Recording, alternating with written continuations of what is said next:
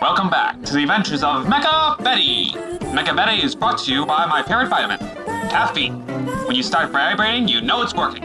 When we last left our heroes, they were landing on what little space was available on the desk of the USS Eldridge. The robotic landing gear balancing the Artemis as the stairs descended and the door hissed open. Despite Barclay radioed assurance that they were friendly, the crew were not taking any chances with the mysterious flying machine, the Artemis, and the possibility of being a Trojan horse. Kenneth exited first and probably vomited onto the desk, finding himself staring down the barrel of a soldier's rifle.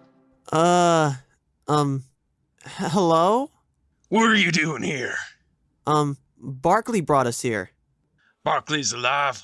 I thought for sure the aliens would have gotten him. Alright, everyone get out. Captain asked us to escort whoever radioed the ship and someone named, Betty. Hearing his name, Barclay exited the Artemis, and upon seeing one of their fellow crewmen, the tension dropped, though their guns still remained fixed on Kenneth and the exit of the ship. Whoa, calm down there, fellas. These people are civilians, not aliens. Now, in just a second, my friend Betty's gonna come out of that ship. Don't shoot her. She's 8 feet tall and made of metal. That's just going to piss her off. And then Dr. Bloom chimed in. Yeah, don't pick a fight with a 7-foot-tall robot woman, or she'll kick your ass is so hard you'll be begging for the Brits to come save you. Betty cautiously exited the ship, her hulking frame and giant mechanical fists barely making it through the door. The sailors tightened their grip on their weapons. One could be heard swearing loudly as a sailor can do. Sweet fucking mother of Jesus, what the hell is that? Captain didn't say anything about no damn robot. I'm Betty, and if you would all be so kind as to lower your weapons, there are some frightened people in here who don't need any more excitement for today. With a reassuring nod from Barclay, the sailors finally lowered their weapons and allowed the civilians to exit, while the survivors washed up, ate, and were crammed into any available space on the destroyer-class ship. Betty, Kenneth, Ensign Barclay, Dr. Leo, and the not-so-handsome Dr. Bloom met with Captain Yeager.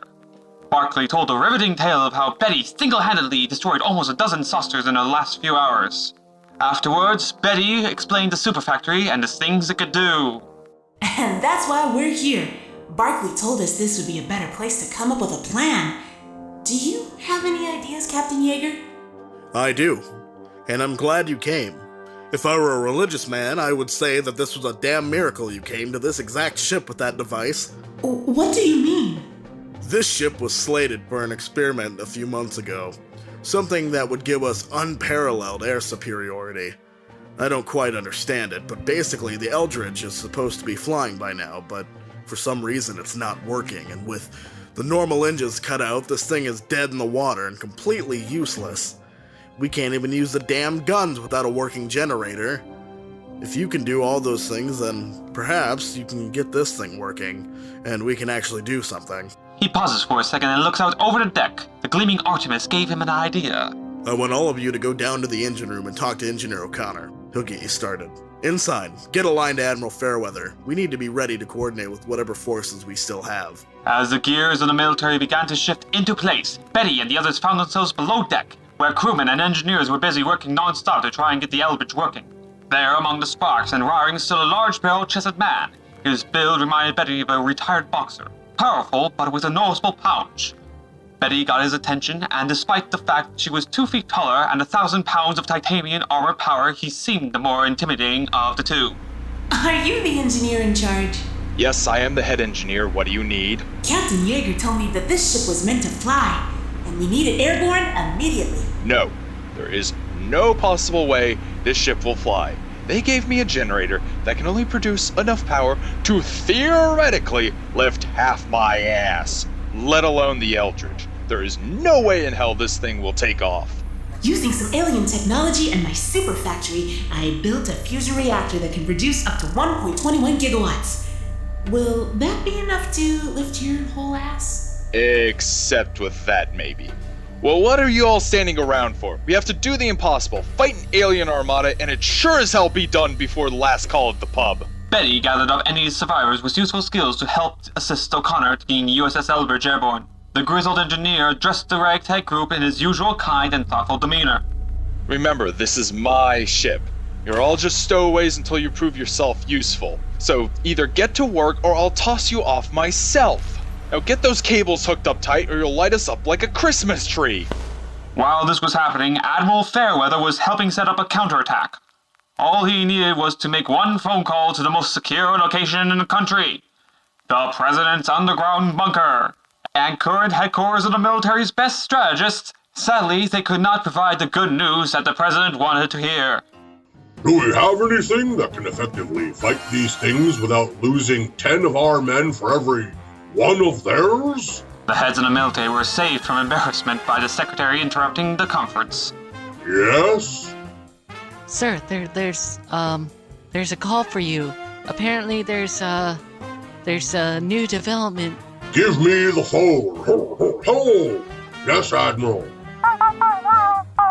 Yes. I know about the Philadelphia experiment. It's not done, is it?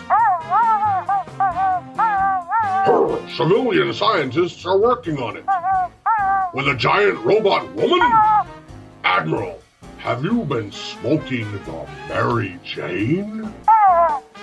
If she can do what you say she can, then you have all my full support. What did you say she was called? Thank you. You and your men will restore the people's hopes. Godspeed and good luck. Where's my press secretary? I need to address the people now. Will the USS Eldridge fly? Will MechaBetty restore hope to the people? Will this affect President Van Dyne's chance for re-election? Tune in after the break to find out.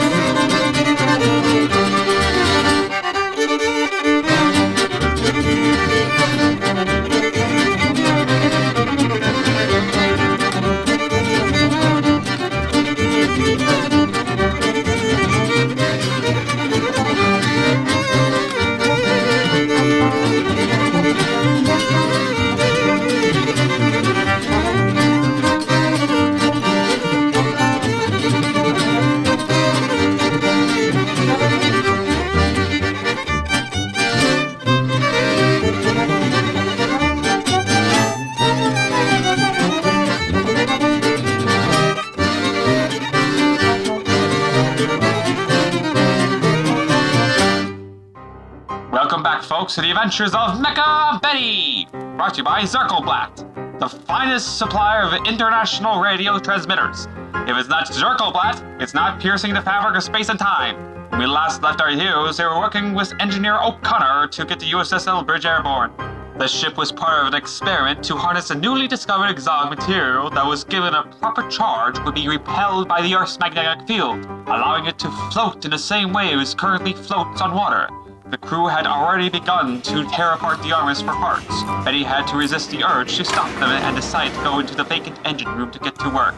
Betty, using her super strength and precision laser cut to rebuild the engine room to accommodate the massive fusion furnace being built piece by piece. Scientists and inventors from the convention worked around the clock to install and understand each part of the furnace. What they lacked in time, they made up in sheer manpower. Each engineer from the Eldridge crew became the leader of 20 or more civilians, forming inopportune assembly lines around the super factory which pumped out parts at a lightning pace. Kenneth worked alongside Betty, knowing his friend enjoyed a good chat while building. This reminds me of those stories your mom used to tell us about working at the aircraft factory during the war. Everyone doing whatever they can to help. It's a shame it takes a disaster or a war to see people work together like this. Kenneth put his hand on Betty's shoulder, surprised on how warm the metal was. Betty, I'm sorry. What for? It's my fault. It's my fault that you're in that thing. Betty stopped welding and turned to her friend and gently placed her massive hand on his shoulder. Kenny, I'm fine. And I'm alive thanks to you. Besides, you know me. If I ever thought of something like this, I probably would have just done it to see if I could.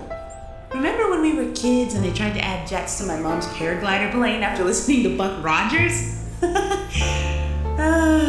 Once I think something is possible, then I just have to try and do it. Yeah, and you just had to test that thing out when our Girl Scout troop was camping out at Mount Rogers.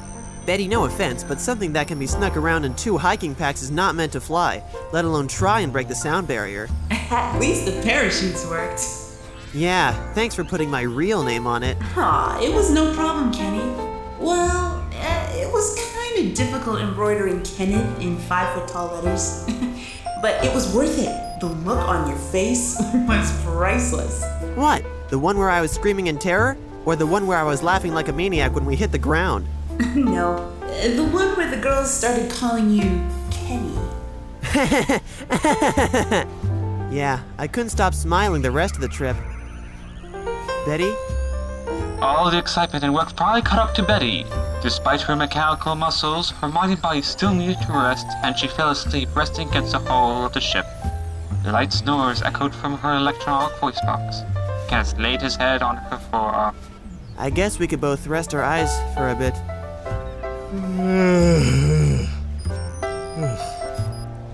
Good night, Betty. Good night, Kenny. Will MechaBetty and Kenneth be able to enjoy their nap? Will the USS Eldridge be up and running in time to make a difference? Will there be enough coffee for the crew to stay awake? Find out after the break.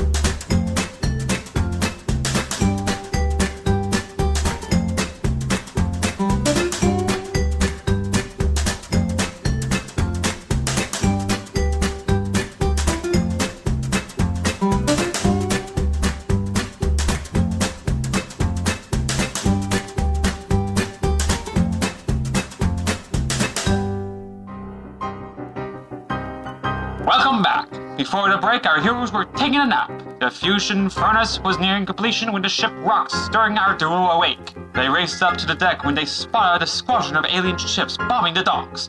Fishing boats and Navy support ships were blown to smithereens. The Eldridge anti-aircraft guns began firing 50 caliber cases that hit the deck and burnt. Deckhands swept them out of the way while others stood to replace the ammo boxes as needed. The giant rounds found their marks, but the dense metal of the saucers could take a beating, taking dozens of hits before finally exploding. The saucers scattered from the tight formation when one of them burst. Need a reload! Reload ready! And with that, Barclay's gun rejoined the fight, the massive gun swiveling, firing ahead of the fast-moving saucers, forcing them to fly right into his fire. Betty, we need a hand here. Sure thing. Betty's foot anchored latched onto the deck, stabilizing her as she fired. She couldn't risk running out of power with her chest cannon, so she decided to use her precision lasers. 3 beams caught a saucer. Lasers as hot as the surface of the sun came from the emitters on her fist, with a third coming from her eye, gouging deep holes into the ship's armor. With that and a few well-placed rounds from Barclay's deck gun caused the ship to turn into a ball of fire. Betty sliced through dozens of enemy aircraft's armor, allowing the deck guns to mow them down in droves. Suddenly the ship rocked again, but this time it was under the ship's own power. Captain, the furnace is working. We're powering up now. Prepare for liftoff. Kenneth grabbed onto Betty's leg as the ship began to rise. The ship swayed back and forth, signaling until the gyroscope stabilized it. The fusion furnace took the massive explosion force of hydrogen atoms forced together into helium and fueled 1.21 gigawatts directly into the mysterious gem-encrusted chamber. The Eldridge pushed against its earthly tethers as it rose, its guns never stopping for more than a second to wipe out the last of the alien squadrons. Cheers echoed across the ship. It worked! With the USS Eldridge airborne, things are certainly looking up for our heroes. Will they continue defeating the aliens, or will one ship and a mechanized firecracker of a dame not be enough? Will President Van Dyne's upcoming speech give hope to the people, or will it be a bunch of hot air? Find out next time on the adventures of MechaBetty!